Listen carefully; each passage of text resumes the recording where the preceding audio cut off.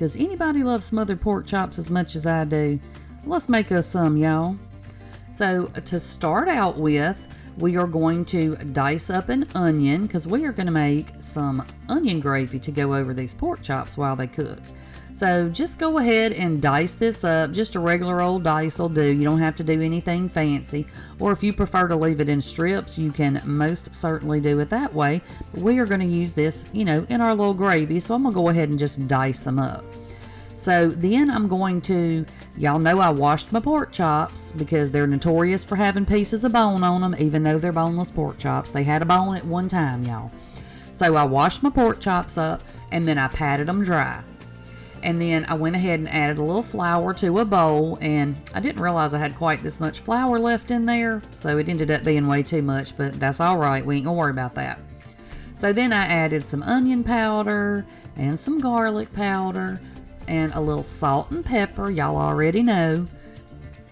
So you're gonna just make sure you season your flour up real good, because this is what's going to be on your pork chop. This is what's going to add the flavor to your pork chop, So just make sure that you get it good and seasoned, and then make sure that you mix your seasoning up real good, because you don't want to end up with places that have flour with no seasoning. So I decided at the last minute, I'm called, what is it in football? I called an audible. So I went ahead and added some Tony's. So you can add your favorite Cajun or Creole seasoning, and you can add none of it if you don't want to. Season it with whatever you like on your pork chops. Anything will be fine.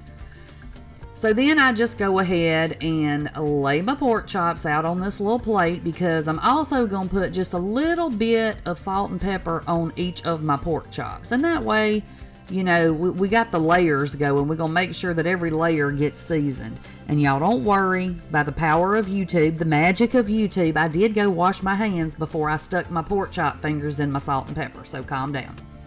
All right. So now, like I said, you just going to put a little salt and a little pepper on your pork chops, or however you want to season yours. And then we're going to go ahead and flour our pork chops up. Now you want to make sure you get a good coating of flour like on the whole pork chop, but then shake the pork chop off, because you don't want a lot of extra loose flour on there, okay? Because we're not actually going to fry these pork chops in the traditional sense that you think you're going to fry them. We're just going to kind of brown them.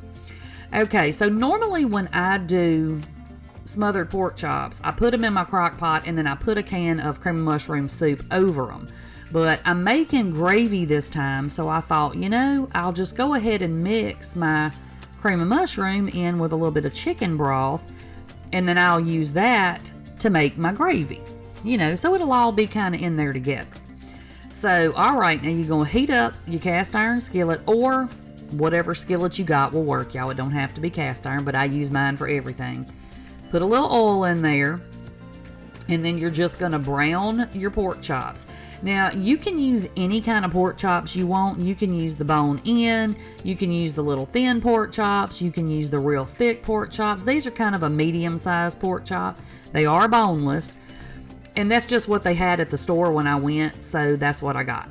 And you can also do as many of these as you want. Like, you can fill the whole crock pot up with them if you want to. You might just have to make a little bit more gravy, But this really will feed as many people as you need it to. So all we're going to do is just brown these up. And I probably cooked them for about maybe a minute on each side. And then I just stuck them on a paper plate and sat them over to the side while I, fixed the second little batch. And y'all, tell me if y'all know anything that'll clean my doggone stove. It's so scratched up and pitiful. Poor little old stove. I did get me some stuff I'm going to try. I can't remember what the name of it is, but I ordered it on Amazon, and I'm going to try that. And if it works, well, y'all will see if it works, and, I'll let y'all know. I'll give y'all the report. All right, so this is our little second round of pork chops, and I only did 6 because y'all know it's just me, and of course my son was going to come over, so I cooked enough for me to have that night, and then me for leftovers for the next day, and then enough to send home with my son. So just go ahead. Like I said, you don't have to worry too much about these pork chops. We're not cooking them till they're done, because we're going to put them in the crock pot and let them cook for several hours. So they're going to get done. All right, once you take your pork chops out of there, you're just going to leave with the rest of your grease that was in there, or your grease, your oil, and you're going to go ahead and just add your diced onions over in there. And you're just going to let those cook until they're soft. Now, you don't have to let them cook completely all the way down, because like I said, we're going to put these over in the crock pot. So once you get them cooked, cooked down pretty well, we're going to go ahead and start making our roux. So you're just going to dump a little flour, and use the flour that you seasoned your pork chops with, y'all, because it's already seasoned, and then you don't have to add any extra seasoning. You already got, your good flavor already in there because it's in your flour. So we're just going to go ahead and, do our flour, cook your flour until you get your flour taste out of there. And then you just add some chicken broth. Now, if you want to do the cream soup like I did, then this is when you see I dumped it in here and I just mixed it around. It got thick, of course, because it was thick anyway. So I just added a little bit more chicken broth. You just make it like a regular, like you regularly make gravy, y'all. So once you get your gravy done, you're going to go ahead and put your pork chops over in your crock pot. And this is, y'all can see clearly, there's plenty of space in there. So you could put as many pork chops as you wanted to that'll fit in your crock pot if you have a big family to feed. And then you just go ahead and dump your gravy right over the top of your pork chops. And y'all, that pan was hot and heavy. It was hot and heavy, so I had to take a little break there. But anyway, just go ahead and get your gravy dumped all over the top. And you don't need to add any more seasons, because we seasoned our pork chops, we seasoned our gravy, so we are good to go. You just want to make sure that your gravy is covering up all your little pork chops. And then you're going to put the lid on this and put it on high and just let it cook for about 3 hours. And that is it. That's it. You just let them cook for a couple hours, and then you take that lid off. Now, your gravy's going to see how it kind of separates in there. It kind of separates back into chicken broth and everything else. So all you got to do is just be careful now, because your pork chops are going to fall apart because they're super, super tender.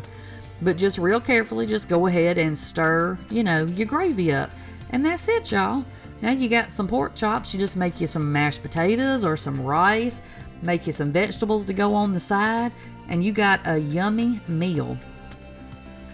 Look at that, y'all. These smothered pork chops and gravy are so good, because you got that really well seasoned pork chop, and then you got that yummy onion gravy that we poured over the top. So if y'all enjoyed this video, I'm gonna pop another one right up here. So go check that one out next, and I'll see y'all next time.